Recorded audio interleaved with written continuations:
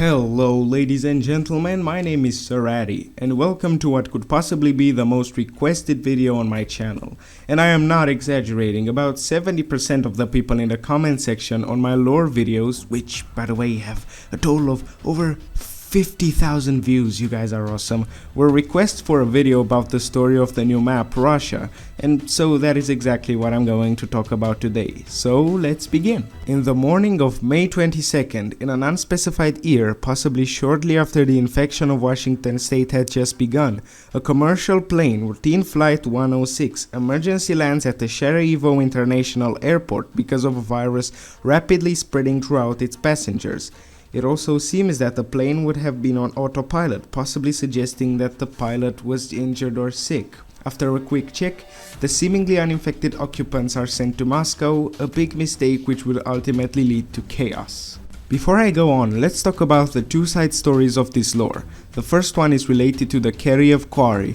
After the drilling company digs out a mysterious artifact-like object, an anonymous person decides to buy it online for a very big price, claiming that he is a collector of such items as mentioned in Dima's diary. It is probable that the mysterious buyer was an employee for Scorpion 7, considering the license plate of the truck that came to pick up the object, SCRP-7B.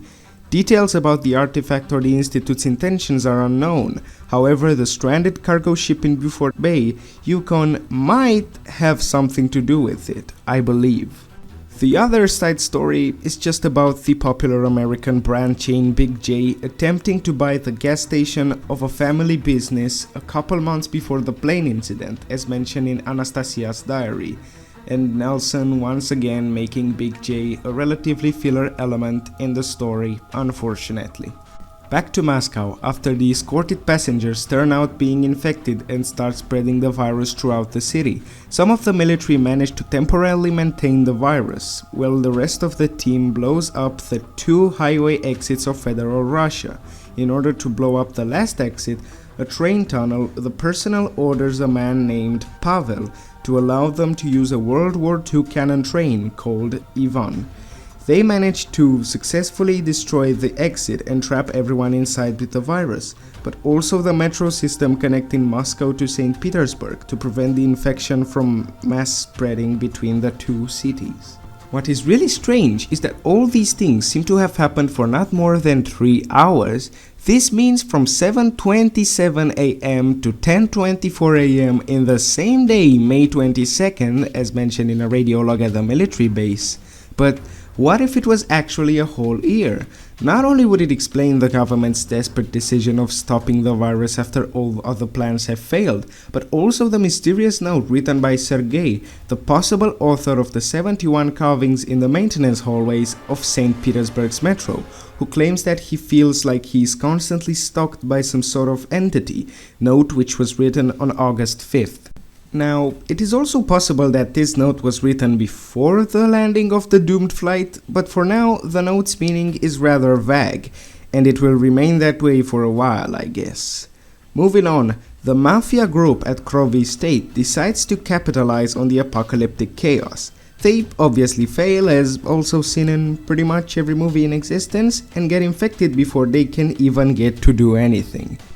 The government then secretly plans to nuke Moscow with a missile called Warhead in order to completely stop the infection. However, a general named Boris decides it is not fair to kill millions of innocents and sabotages the nuke, creating the worst nuclear accident in Russia, releasing tons of radioactive gases, irradiating the entire north of the Federation and giving the citizens of the city just a couple more days to live.